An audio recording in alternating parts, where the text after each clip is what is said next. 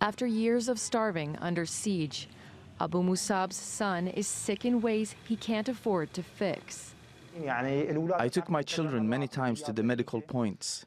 No medicine was available for them. Their bodies became frail because of the malnutrition. He's from eastern Ghouta, outside Damascus. The regime besieged it for 5 years. Basic necessities weren't allowed in, and his family lived off boiled flour and water.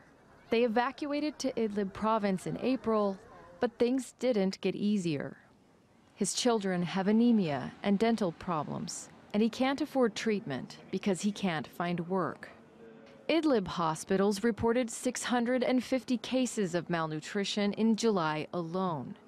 Pediatrician Mohammed Al-Matri says most of his patients came from eastern Idlib, where the regime has carried out a bombing campaign.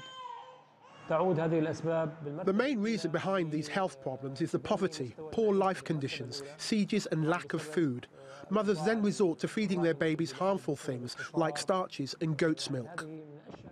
The World Health Organization says nearly half of Idlib's 3 million people rely on food aid.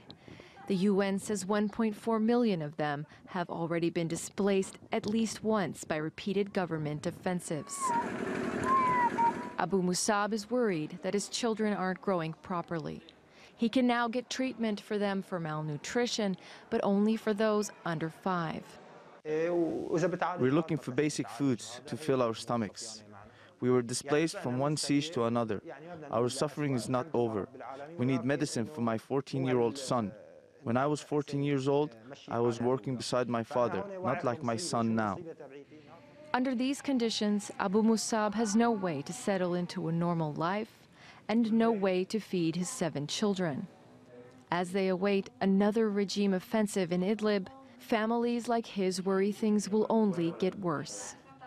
Sarah Balter, TRT World.